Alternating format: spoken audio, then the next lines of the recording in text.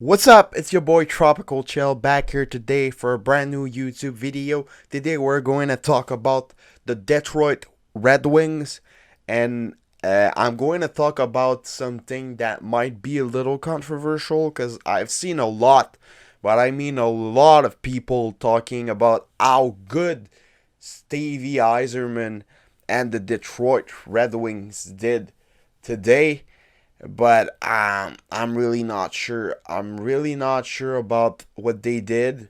I mean, they had some pretty good deals. I mean, but like, yeah, sometimes when you do too much, it's like doing not enough. And I really think that the Detroit Red Wings did a bit too much.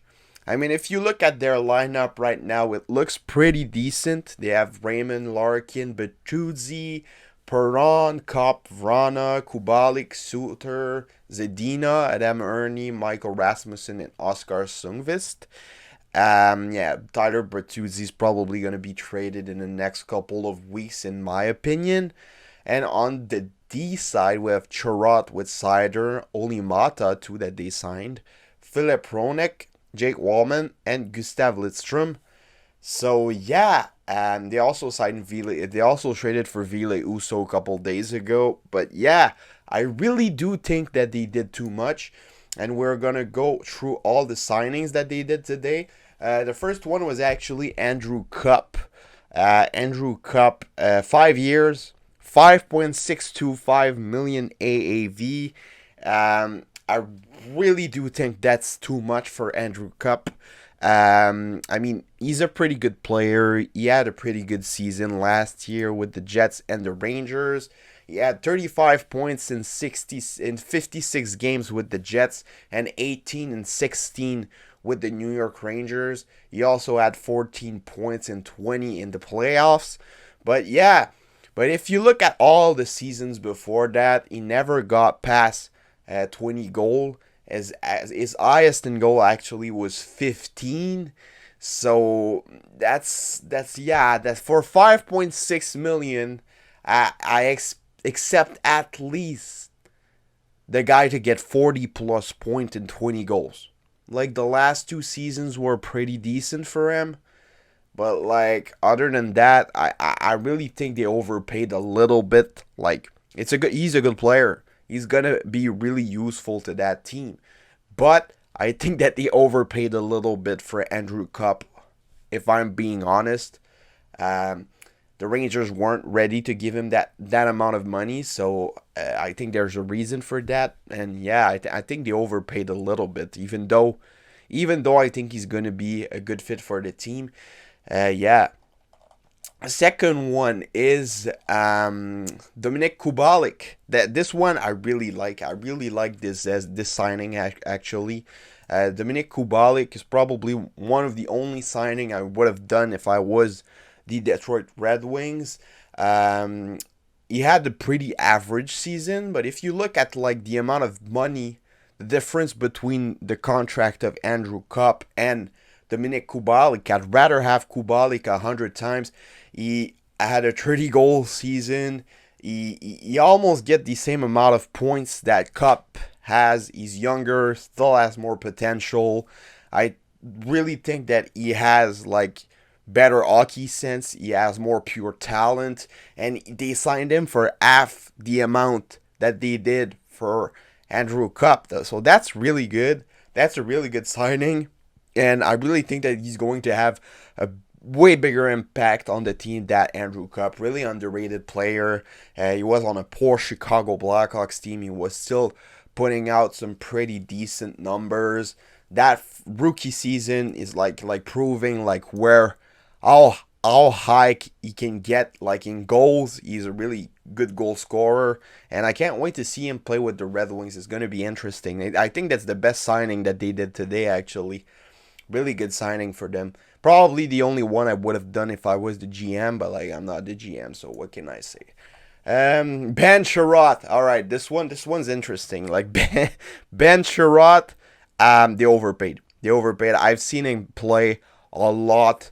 Watching the Abs, he played for the Abs for like 3 or 4 years. So yeah, yeah, overpaid. They overpaid. 4.75 AAV for Ben Sherratt is way too much. Only thing he does is get cross-checking penalties and making like a lot of mistakes. He can be good on the playoffs, but like yeah, too much penalties. He makes some dumb decisions. He's really emotional in the way he plays. And for 4.75 AAV for 4 years, I think it's too much. Maybe if the contract was like the same amount for 2 years, it would have been better. But like almost 5 million for 4 years for Ben Sherratt is absolutely brutal, if you ask me. But yeah, I mean, they needed a defenseman. I would have waited for like a better opportunity to get one than Ben Sherratt. Maybe next year in free agency or in trade in the deadline or in the summer. But like they decided to go with Ben Sherratt. I mean, I can't do nothing about it. But yeah, I'm not a fan of that move either. David Perron, David Perron. This one is actually pretty good. It's pretty decent. If you look again at the numbers, 2 years, 4.75. He's way older than Andrew Cupp. Well, actually, easy. Andrew Cupp's 28. David Perron is 34. So yeah, they have 6 years, 6 years of difference.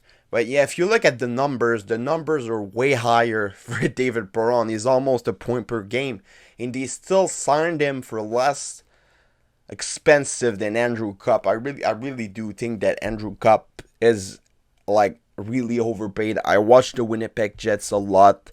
They're a team I really appreciate. So I watched a lot of games when they had some playoffs run, and Andrew Cupp, like other than what he did with the Rangers, is really not that special. I think he could become one of those contracts like Andrew Ladd type of contracts really really quick. And yeah, it will. I really think that it will be recognized as a really bad signing in a couple of years for Andrew Cupp. David Perron, though, you can't go wrong with that guy. Yeah, you can't go wrong with David Perron. He's gonna pull up points. He's gonna score goals. He's gonna be effective on both sides. So yeah, that one's pretty good signing. The only two signing I would have done probably for the Red Wings is David Perron and Dominik Kubalk. Wouldn't have signed Andrew Cupp and Ben Sherratt.